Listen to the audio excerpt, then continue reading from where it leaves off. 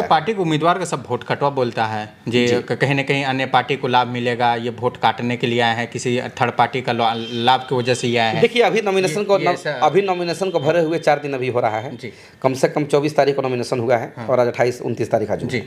अब धीरे धीरे लोग नाम लेना शुरू कर दिया।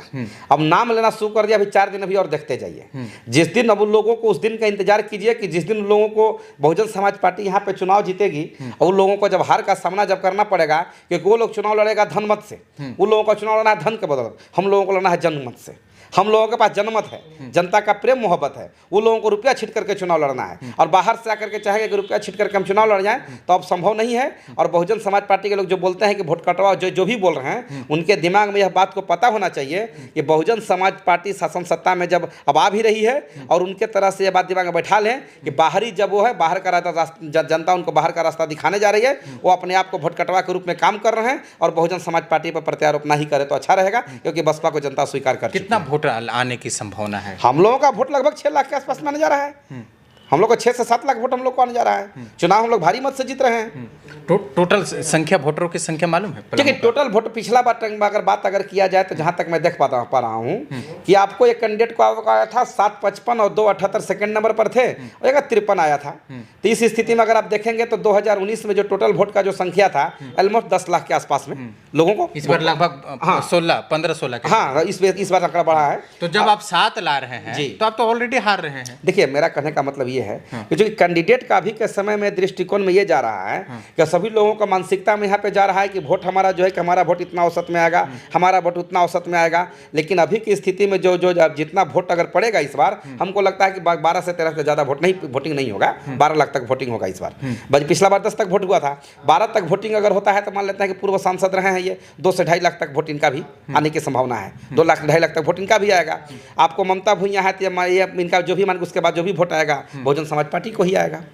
समीकरण क्या है? लोग आपसे जुड़ रहे हैं, आपसे मिल रहे हैं, बूथ स्तरीय क्या समीकरण अभी पार्टी का जो लोग जो है डायरेक्ट आपसे? बहुजन समाज पार्टी के बैनर तले जितना भी विधानसभा है, पलामू लोकसभा में हमारा 6 विधानसभा आता है, डाल्टनगंज, बिस्रामपुर, छतरपुर, हुसैनाबाद, भवनाथपुर और गढ़वा विधानसभा। इसको पूरे हमारे 2 राज्य प्रभारी, केंद्रीय राज्य प्रभारी परम आदरणीय गयाचरण दिनकर साहब, परम आदरणीय राम बाबू चिरगैया साहब, बहन जी के द्वारा निर्देश देकर के हम लोगों को 2 साल पहले से बूथ स्तरीय कार्यक्रम किया गया है। 6 विधानसभा में हमारा बूथ मजबूत है, हमारा सेक्टर कमेटी मजबूत है, हमारा प्रखंड कमेटी, हमारा विधानसभा स्तर कमेटी, हमारा जिले कमेटी, पूरे मजबूती के साथ हम लोग चुनाव के जंग में उतरे हैं। पार्टी स्तरीय देखा जाए तो प्रचार प्रसार के लिए सुपरस्टार को बुलाया जाता है, तो उसमें क्या है आपका? देखिए हमारे सुपरस्टार हमारे कार्यकर्ता ही होते हैं। हमारे सुपरस्टार बहुजन समाज पार्टी के जो सुपरस्टार जो होते हैं, समाज के जो रहनुमा होता है, वही बहुजन समाज पार्टी के लिए सुपरस्टार होता है। क्योंकि आप देखे होंगे कि इस बार अभी जो इलेक्ट्रोल बॉन्ड वाला जो आया, आप देखे होंगे चंदा कृष्ण बहुजन समाज पार्टी कहीं कोई नाम नहीं आया। तो ये लोग पैसा खर्चा करके ये लोग नाच नचाएंगे। बहुजन समाज पार्टी के मंच पर ऐसे भी आज को बेवजह का कोई नृत्य कीर्तन हम लोगों को मना भी किया जाता है। भीड़ लगाने के लिए हम लोगों को ऐसा कहीं किसी चीज़ की जरूरत नहीं होती है। हमारे पार्टी के राष्ट्रीय अध्यक्ष भवन कुमारी मायावती जी का जो निर्देश होगा, हमारे राष्ट्रीय कोऑर्डिनेटर हमारे आकाश आनंद जी, हमारे 2-2, 3-4 प्रभारी हैं, गयाचरण दिनकर साहब है, राम बाबू चिरगैया साहब हैं, हमारे प्रदेश अध्यक्ष राजन मेहता जी हैं, जो पार्टी का निर्णय अपना होगा, जिस तरह से अनुशासन में रहते हैं हम लोग प्रचार प्रसार करेंगे। हम लोगों को ये सब रुगी और नाच ड्रामा मंच प्रोग्राम नहीं करते हैं। बहन जी को आने का भी संभावना है? बिल्कुल, बहन जी के आने की संभावना तो ये तो सेंट्रल कमान से एक बार बातचीत होगा, अपना बात होने के बाद में जैसा होगा बहन जी का अपना जो उचित लगेगा वो निर्णय लेंगे। मुझे पूरी उम्मीद है कि यहाँ पे पलामू लोकसभा का कार्यक्रम जरूर होगा। लोकसभा का चुनाव का जो मोहर लगेगा, जो बटन है, वो कौन सा तारीख रहेगा? 13 मई को चुनाव है। 13 मई को रहेगा। तो 13 मई और आज 29, लगभग अभी 14-15 दिन है।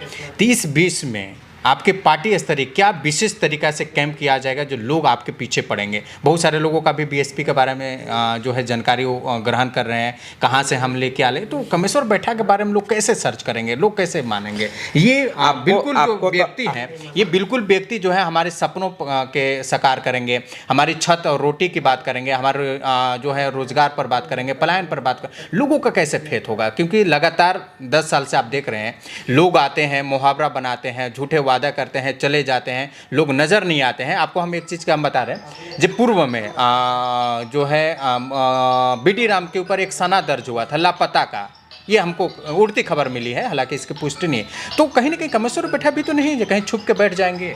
एक्चुअली में देखिए ऐसा है कि कामेश्वर बैठा के प्रति जब पलामू लोकसभा की जो जनता है और बाहरी के प्रत्याशी पर 10 साल विश्वास किया और 5 साल बीडी राम क्षेत्र में नहीं आए, फिर भी उन पर विश्वास करके पलामू लोकसभा की जो जनता है वो भोला भाला जनता है, विश्वास से फिर इनका चंगुल में दोबारा भी फंस गया 19 में।